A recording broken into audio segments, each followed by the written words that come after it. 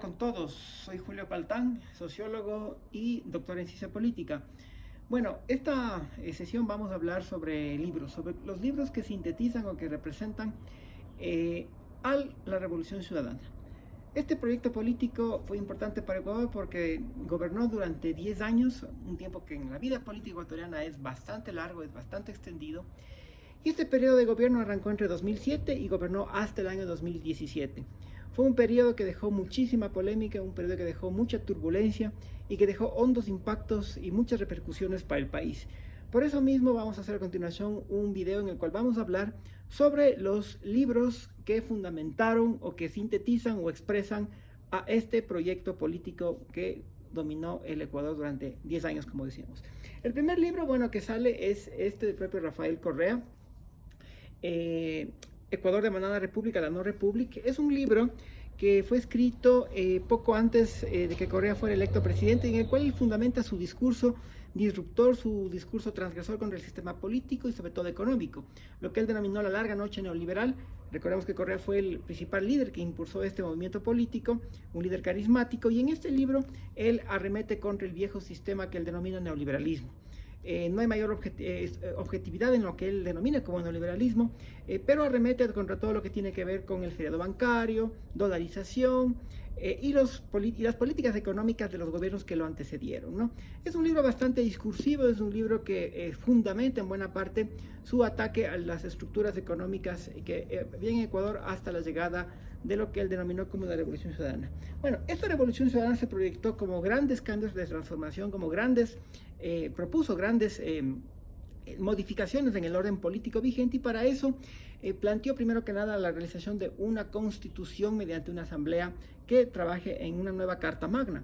Es por eso que durante 2007-2008 se trabajó en esta famosa constitución, ¿no? Se elaboraron un montón de estos folletitos, de estas constituciones que se repartieron masivamente. De hecho, fue la primera vez en la historia del Ecuador que se masificó enormemente el texto constitucional. La Constitución del Ecuador, bueno, es bastante amplia, ¿no? Es una constitución que pues posee exactamente el número de una gran cantidad de artículos. Concretamente, bueno, tiene varios capítulos en el cual pues se abordan temas como los derechos, se amplifican mucho los derechos de ciudadanía, en breves rasgos, ¿no? Se habla sobre las garantías constitucionales, se habla de una nueva forma de participación social y popular, se habla de un nuevo modelo económico en el cual se da mucho peso al Estado, bastante peso al Estado, ¿no? Se habla de un nuevo régimen territorial en el cual se definen las competencias de los niveles locales de gobierno. Se habla de este nuevo paradigma además del buen vivir. ¿Qué se entiende esto del buen vivir? Se hablan de relaciones internacionales y además se pone en una jerarquía de alto estándar a la Constitución de la República, y por lo tanto conforma mediante su organicidad la disposición de crear una Corte Constitucional que será la que dictamine y valide la vida política del Ecuador, ¿no? Entonces, bueno, una constitución que tiene más de 400 artículos, bastante numerosa, ¿no? Una constitución muy, muy amplia que se planteó en el discurso que iba a durar casi 300 años. Bueno, la Constitución fue elaborada por un grupo numeroso de constituyentes. Hubo una mayoría del proyecto político que se denominó Alianza País en la ciudad de Montecristi, donde sesionó esta Asamblea Constituyente. Montecristi fue la cuna del viejo presidente, líder del liberalismo ecuatoriano, Eloy Alfaro Delgado. Correa, muy similar a como lo hizo Chávez con Bolívar, intentó emular lo mismo con la figura del llamado viejo luchador, es decir, la figura del líder de la vieja cacique o caudillo liberal llamado Eloy Alfaro Delgado, ¿no?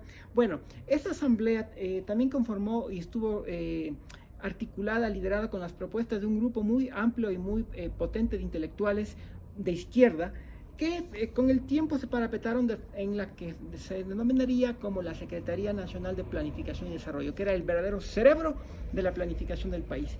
En las EMPLADES, Secretaría Nacional de Planificación y Desarrollo, prontamente sale un libro sobre la base de un seminario que se realizó, Los nuevos retos de América Latina, socialismo y summa causa, ¿no? Estos intelectuales propusieron una reconfiguración de un nuevo modelo, de una nueva utopía social, una nueva utopía económica llamado el socialismo del siglo XXI y llamado también el summa causa. Es decir, se recupera esto del summa causa, que viene a ser una interpretación del quichua indígena, de la visión andina, de la cosmovisión andina, denominada también o conocida también como vida en plenitud o buen vivir. Entonces, esta palabra como buen vivir se articuló muy fuertemente en el discurso oficialista del régimen correísta y en la llamada Revolución Ciudadana, y era fundamental, en consecuencia, trabajar a profundidad en las definiciones conceptuales y teóricas de esta nueva propuesta de desarrollo que pues condensa en buena medida este libro. En este libro se habla de integración latinoamericana, se habla de las diferencias entre el socialismo clásico y el socialismo del siglo XXI, se da mucho énfasis a la promoción del Estado como ente rector en la economía. Y bueno, muchos de los, o parte de los autores que están en este libro, pues fueron asesores o fueron un grupo de staff de pensamiento ligado a las empleadas, y algunos otros inclusive fueron personajes que ocuparon altos cargos en la Secretaría de Planificación. Estoy pensando, por ejemplo, en la antropóloga Ana María Larrea, ¿no? También se contó aquí con este libro con la famosa activista y politóloga y política chilena Marta Harnecker, ¿no? Que participa en estos seminarios, ¿no?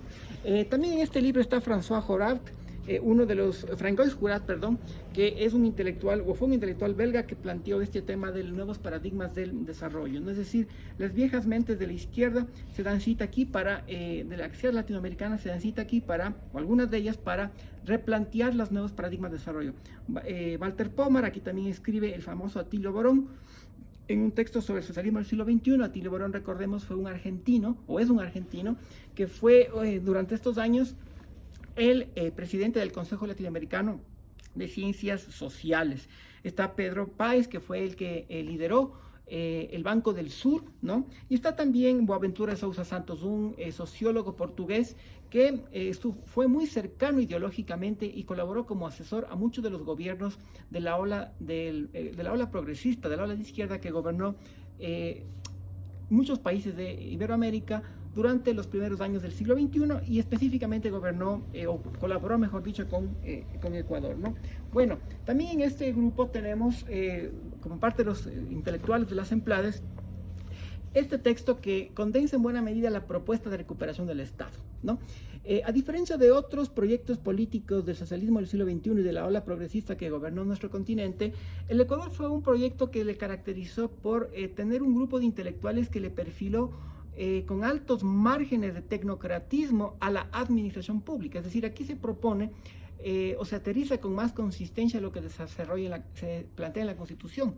Es decir, aquí se habla con más especificidad por parte de los funcionarios e intelectuales desempleados aspectos relacionados como la gestión transparente y eficaz, el Estado plurinacional, la inversión pública, una nueva estructura institucional para llevar el Estado al territorio, es decir, todo lo que tiene que ver con la desconcentración, la descentralización, el modelo de distritos, circuitos, ¿no?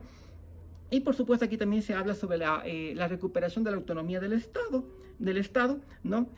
Y la manera en cómo esta propuesta política obedece a patrones históricos de transformación y de luchas populares según esta visión muy manipulada y muy construida, muy ideológicamente construida de la historia, que la hace una de las intelectuales e historiadoras funcional al proyecto político de estos años, que fue Tatiana Hidrobo. De hecho, ella es la que comienza con este libro, con un primer capítulo en este libro, ¿no?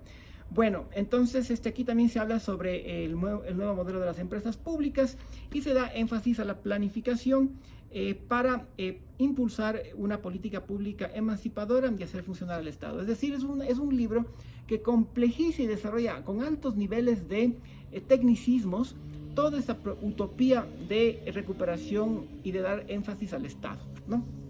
Bueno, esto finalmente tenía que aterrizar en la planificación. Si bien el anterior libro habla de la recuperación del Estado, ¿no?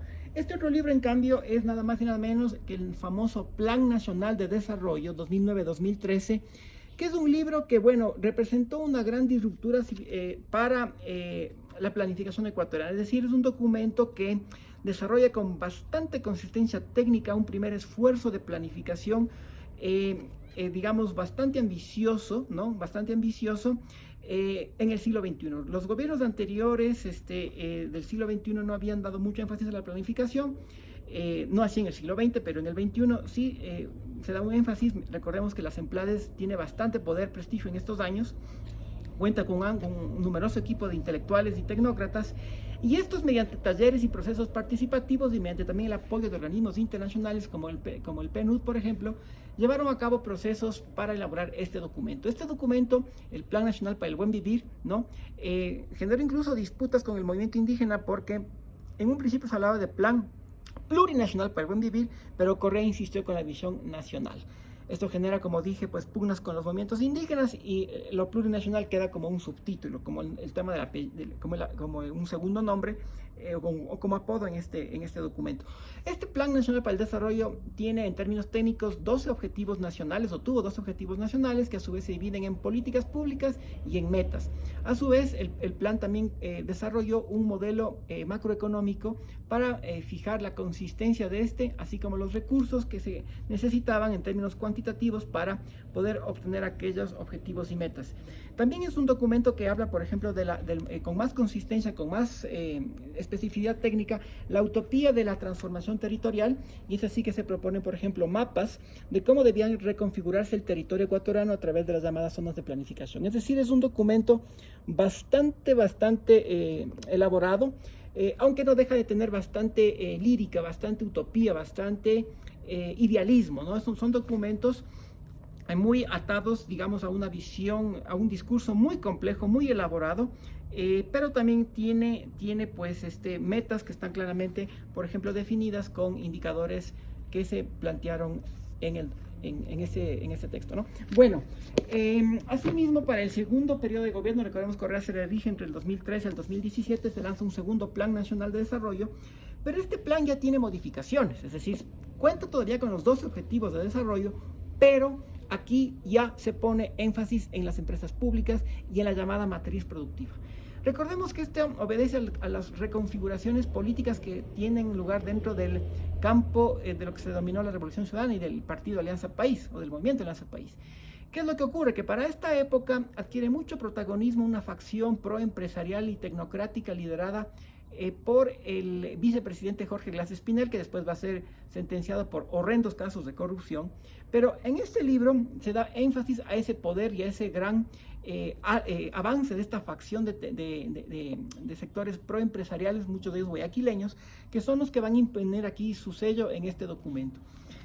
Como dije, cuenta con 12 objetivos igualmente, pero también de modo similar que el anterior, desarrolla esto a través de estos 12 objetivos, pues tienen su diagnóstico y desarrollan o aterrizan sus propuestas en políticas, objetivos y metas claramente especificadas, ¿no? De hecho, ustedes pueden ver, es un documento que tiene amplia cantidad, por ejemplo, de metas, de objetivos que se van a formar por cada meta, perdón, y se van desarrollando con mucha elaboración estas propuestas, ¿no? Es un libro que demandó mucho trabajo, por supuesto, ¿no? Igual que el otro plan, pueden ver ustedes de que hay indicadores, metas, pero este plan concretamente no se cumple. Los indicadores y metas no llegan a cumplirse porque la coyuntura externa basada en la dependencia petrolera del Ecuador hizo que para 2014-15 caiga el barril del petróleo, y obviamente este plan, por más que tenía consistencia, por más que tenía rigurosidad, planteaba de un supuesto que no se cumplió, y era un barril de petróleo a precios bastante altos, ¿no?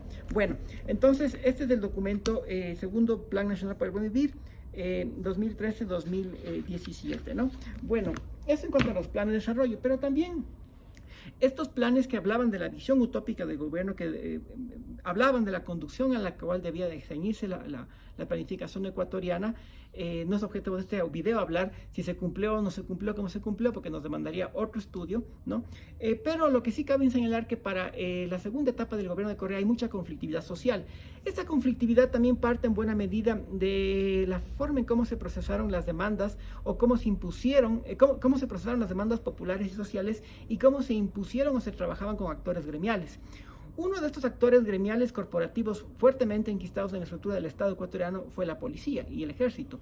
Para 2010 justamente se produce un famoso amotinamiento fruto de una mala socialización, mala comunicación y un tratamiento muy caudillista, muy autoritario de las reformas a la Ley Orgánica de Servicio Civil, la LOSEP.